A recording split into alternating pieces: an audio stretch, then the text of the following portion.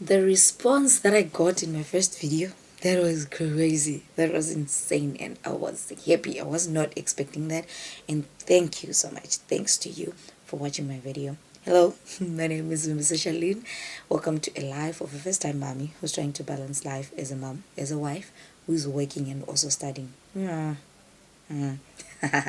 So let's get into today's video. What is PCOS?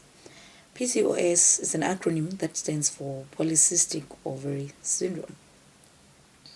This thing is the smallest thing, but hi, you can go through a lot. This video is going to be a bit, but then I'm trying by all means to talk as fast as I can so that we finish this video right. So what are the signs and symptoms of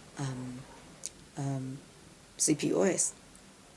There are quite a lot, and some can be seen, some cannot be seen, depending with the person or with the body. So some of them includes acne.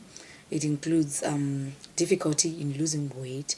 It includes irregular periods, like hormonal imbalance, irregular periods. It can be missed periods. It can be heavy periods, or even no periods. So the symptoms are quite a lot. Then there is also excessive hair growth.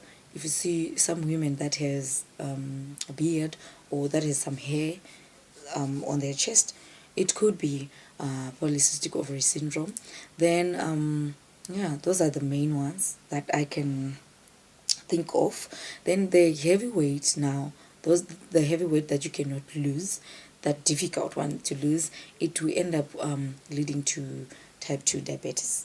So yeah, it's a bit, okay. So let me tell you my story, how I was living with PCOS and not even know what it is until I started knowing what it was, and then ended up finding help. So I remember when I started my menses, it was never regular, honestly speaking. I was in boarding school, and I shared it with my aunt, if I'm not mistaken, and she was like, it could be possible that it could be the reason that when you are at school, because you don't like the bathrooms, they'll be messy and all that, your system can regulate to say, fine, as long as we are at school, we are not going to have our menses. Because as soon as I would get home, that's when I would have my menses. But because I was a busy girl, I was a sporty person, I wanted to be walking around chatting to people, I was okay with it, because baby girl was not having any periods at school, and it was okay for me, not knowing that this thing is not okay. So I never had a regular cycle. That's number one. Then fast forward, it was like that. So it would come. When it comes, it would be like for a month, and then it goes for like 3 months. I was okay with it, I didn't mind. Then fast forward, let's go to when I was at tertiary now. The college that I went to is a mission college, a mission school, and there was a mission hospital. So at some point it became excessive. Why am I sharing this? Most women are going through this, but it's so sad how a lot of people are not opening up about these situations. A lot of people, a lot of women in our communities, in our homes, in our schools, in our churches are going through this. And by sharing, sorry, I thought my baby's crying. And by sharing this with you, can you please share with someone that you think might be going through this, or someone that once shared with you and she woke up? It's okay.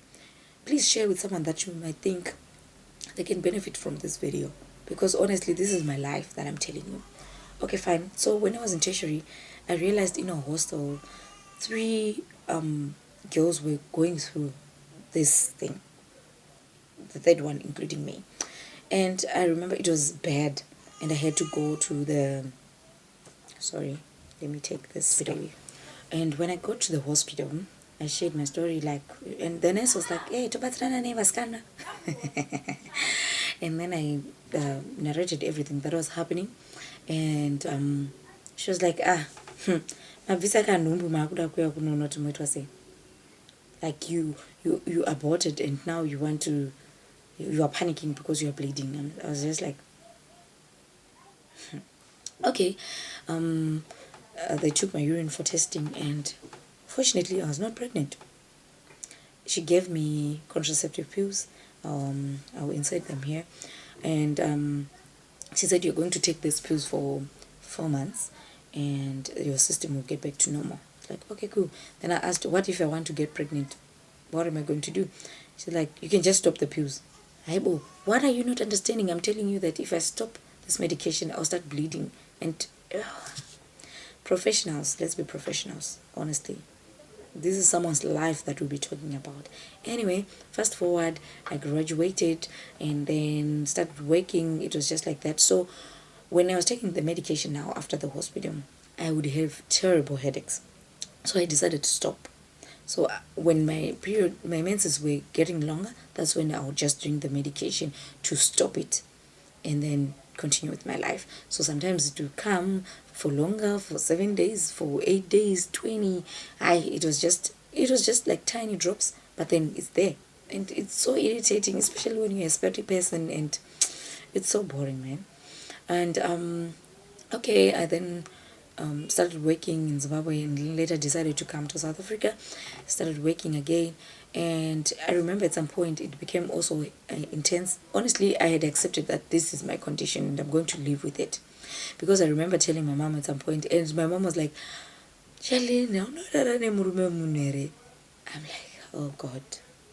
So I don't blame her, honestly, because she had never came across such a case. And you know, with the parents, they just know a woman has 28 days, and after 28 days, like they just know of a normal cycle. So it was something new to her, honestly, and she didn't even know what to say and what to do. So from that day I decided, I'm going to carry my own cross. I'm not going to share with anybody what's going on with me. So when I came to South Africa, I was staying alone, and at some point it was really heavy.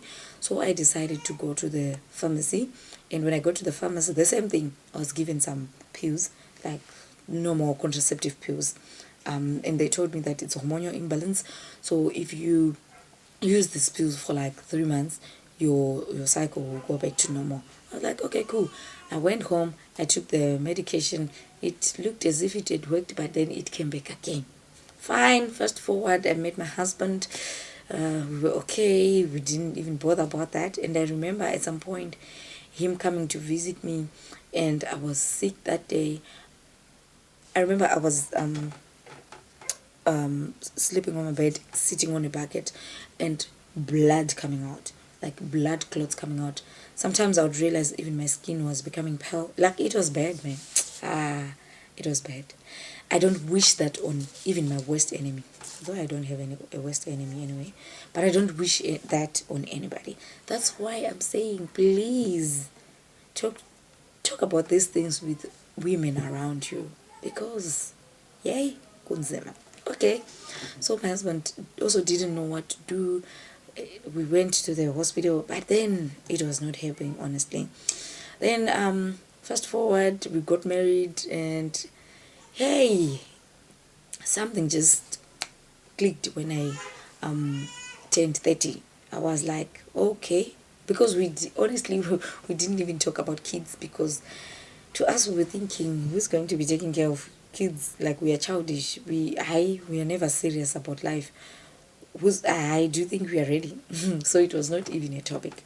But then when I clicked 30, when I turned 30, that's when I was like, we need to be serious about this thing.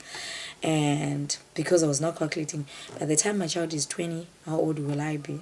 And I decided, no, it's high time we should have a baby. So we agreed to visit a gynecologist.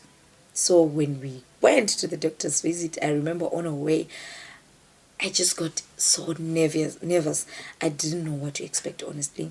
I started asking my husband, what if the doctor say we should take out your womb because we can't do anything anymore? I was like, no, it's fine. I started crying, actually, because I was just nervous. I didn't know what to expect. I was thinking, what if I can't have babies anymore? I was just thinking, what if I get an operation, a terrible operation, I didn't even know honestly what to expect. Then when we got to the doctor, but my husband was like, no, cool, it doesn't matter. I do have a video. I don't know if I still have it as such, but we all this we were filming all this, but I'll check, man, if we still have it. But a picture, I'm sure we do have it, on the day that we went to the gyno. I remember it was in February, March, somewhere there. So when we got into the gyno, sorry guys, I'm trying by all means not to make this video too long, because I know you won't watch it to the end. when you go to the doctors now, he listened to this explanation, the whole explanation that I've just given you. He is a professional. He was listening.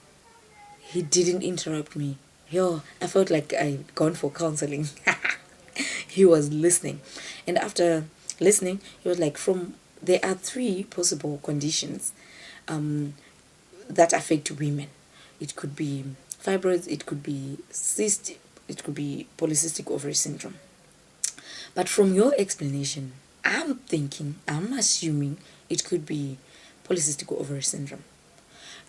And he was actually showing me in his book, like, if it's fibroids, it will look like this on the ultrasound. If it's cyst, it will look like this on the ultrasound. If it's PCOS, it will look like this on the ultrasound. He explained everything to me. By the time that I got to the ultrasound, we couldn't use the one that you use on the time, like the pregnancy one, because he really wanted to see the ovaries. So he did the one that you insert. Hey, what did I see? What did I saw on the ultrasound? So when everything is okay, this is how I had to do an illustration, guys. When everything is okay, this is how the ovary should look. So we should be able to count these little babies in here. So when it's time for your menses, one will take a leave, go, now we are on the menses. The others have to wait until the next cycle. One has to go. So under normal circumstances, this is how it should look. Hey, let me show you how baby girl was looking, what I was carrying.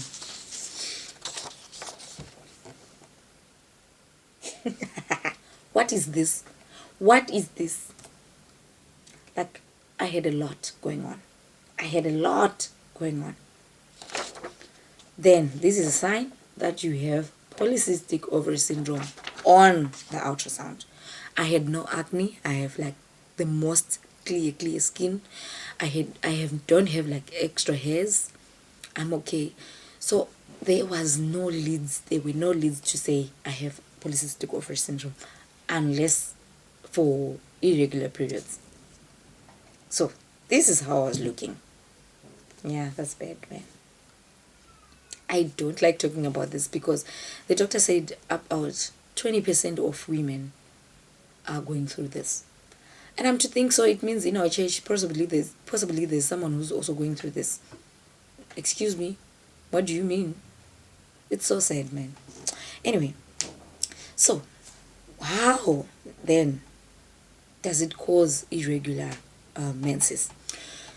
We are in a class and all these kids, the siren rings, and all these kids, they want to rush out for break time. They are going to cause stampede at the door. So the teacher is like, guys, can you sit down? One person out at a time. Take turns, 10 taking. My babies were not taught 10 taking shame. They want to go at the same time. So what does the teacher do? The teacher closes the door. So my ovary, whenever there was stress, there was pressure, they would freeze. So the time that they were freezing, that's the time that I was not having my menses. And I was like, yes, girl, it's fine. I don't care. But that's not right. When the teacher now decided, okay, fine, now that you have felt the punishment, the detention time is over, maybe after 2 months. Now can you stand in a line? John, can you go home? Take your bag and go home. John will take his bag and go home. I would have the first period was okay, the second month was okay, maybe the third month, okay. And those kids, because they're impatient, they also want to go out now. They're sick and tired, they want to go home. The teacher will close the door again. My ovaries will freeze. To an extent that the teacher is sick and tired of these kids. Now the teacher is just going to say, you can do whatever that you want. As long as my salary is coming month end, I don't care. On the 15th, I'm getting paid. Do whatever that you want. If you want to do my work, do it. If you don't want, it's up to you. If you want to go to the bathroom one after the other or together, I don't care. You can do whatever you want. So that's what I was going through.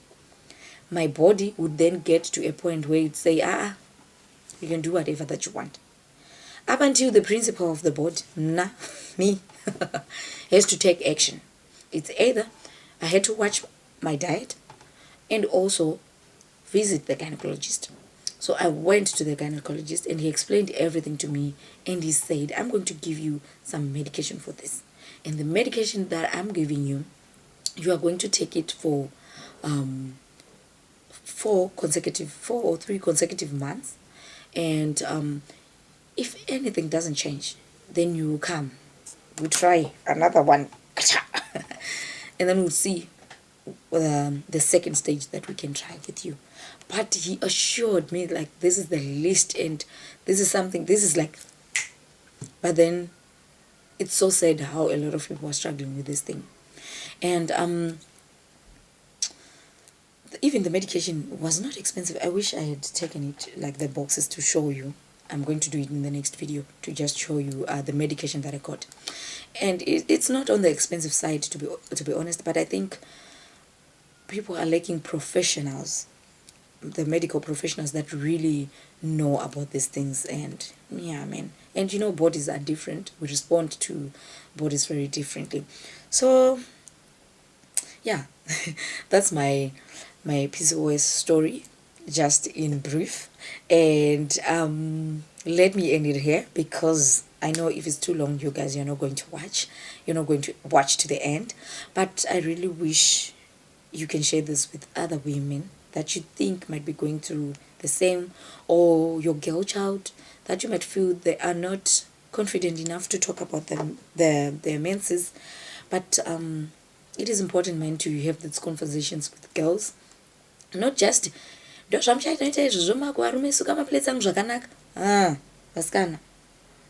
teach our girl child other things, other important things, things that affect us, things that makes us. And yeah, thank you so much for watching. So this is my CPOS story, how I ended up finding out I have CPOS, and how I've been living with this thing. And I've been living with this thing for like 16 years, honestly speaking, and I'm glad I found help. So in our next video, I'm going to be coming back, showing you the meds, and also telling you after how long did I then got pregnant. Thank you so much for watching. Until our next video. Bye.